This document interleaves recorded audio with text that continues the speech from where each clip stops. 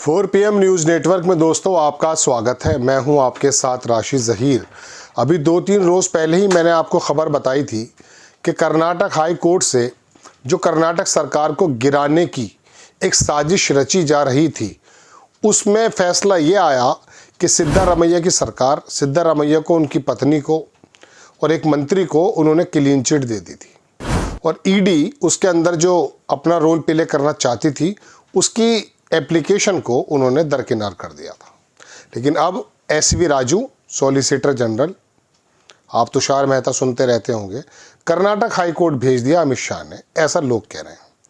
कर्नाटक की सरकार को गिरा करके, बदनाम कर करके क्या समझाना चाहती है भारतीय जनता पार्टी का आला कमान, ये तो आप खुद समझिए। हमारा काम तो सिर्फ खबर देना है।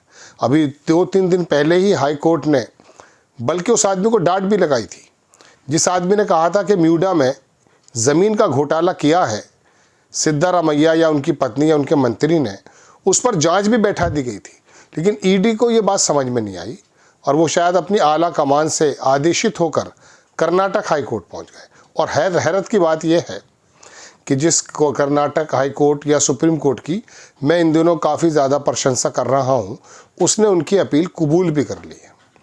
अब या तो वो बात ठीक थी जो 3 रोज़ पहले थी, या ये बात ठीक है जो अब है।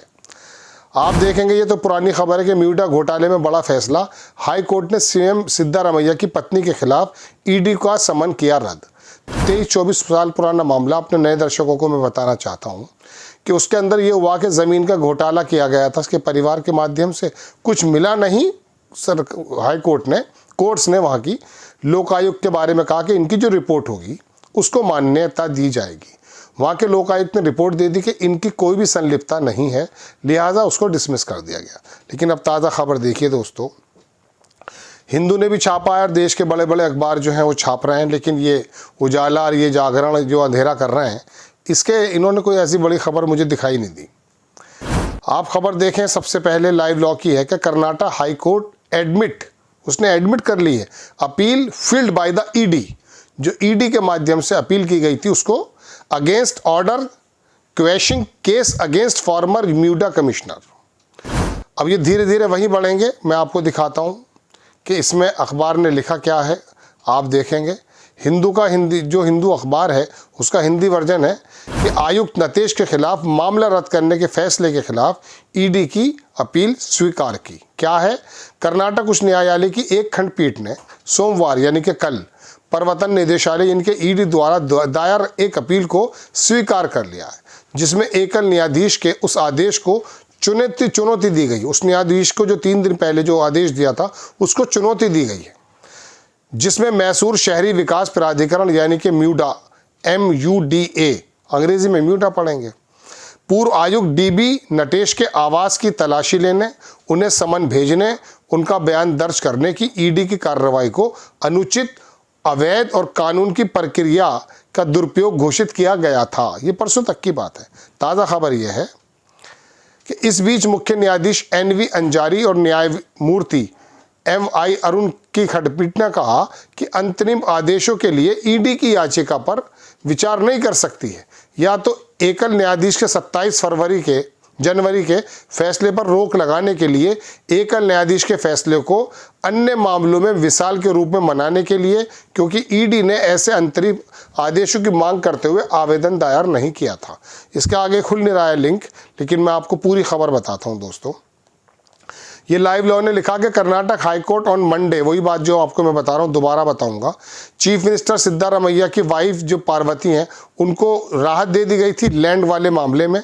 सिंगल जज बेंच ने ये अलाउड किया था पेटिशन और search the seizure conduct at the petitioner residence bye the ED. कुल मिला के बात यह है कि उसको लंबी बात ना करके छोटी बात बताता हूँ कि जब वहाँ से एकल बेंच ने इनको राहत दे दी थी और उसको माना जा रहा था कि सिद्धारमैया की सरकार को बदनाम करके किसी तरह से उनको ज़मीन के घोटाले में संलिप्त दिखा करके सरकार को गिराया जा सकता है। जैसा कि शराब के घोटाले में आपको याद होगा आम आदमी पार्टी को किस तरह से परेशान किया गया है। ईडी भी बाज नहीं आती है, हिम्मत नहीं हारती है। इतना ईडी ज़्यादा मजबूत होगा अब से पहले हमने कभी नहीं सुना था। मैंने ईडी के बारे में आपको बारहा बताया। देखिए, जो भ्रष्टाचारी हैं उनके खिलाफ तो कार्रवाई एक लोकल थाने से लेके ईडी तक को सबको करनी चाहिए। लेकिन ये क्या तरीका है कि ईडी के पास वो कौन सा पैमाना है कि जो भ्रष्टाचारियों को विपक्ष की पार्टियों में ही ढूंढता है।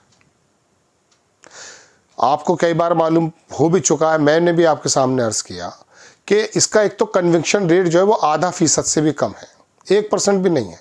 दोषी कितने लोग निकले, आज तक आधे % से ज़्यादा नहीं बढ़ पाया। दूसरी बात, 95% से ज़्यादा कोई अखबार 90 लिखता है, कोई 92 लिखता है, कोई 97 लिखता है। इसमें ज़्यादातर लोग जो ईडी के हत्थे चढ़े हैं, जिनके ऊपर कार्रवाई है, अभी भूपेश बघेल पर भी हो रही है, तो इनको विपक्ष के नेता ही हैं 95-98%। तो मैं पूछना ही चाहता हूँ, यह सवाल दिमाग में आपके भी आ जाएगा कि ऐसा कौन सा इनके पास थर्मामीटर है जिसके बारे में जान लेते हैं कि जो विपक्ष के लोग हैं, जो सरकारों में नहीं भी हैं या सरकार में हैं कहीं कहीं, वही लोग गड़बड़ियाँ करते हैं।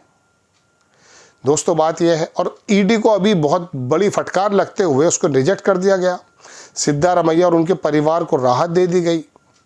उस आदमी को जिसका थोड़ा सा, मैं कह रहा हूँ, उनकी भावनाएं बड़ी ज़्यादा आहत हो जाती हैं, उसकी शक्ल भी दिखाई थी मैंने आपको फ़ोटो लगा करके, उसके खिलाफ भी जांच बैठा दी गई थी कि किस इंटेंशन से ये आया।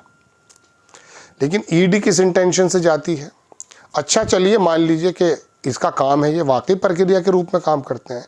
लेकिन अभी थोड़े दिनों पहले महाराष्ट्र की सरकार को उठा के पटक दिया गया था।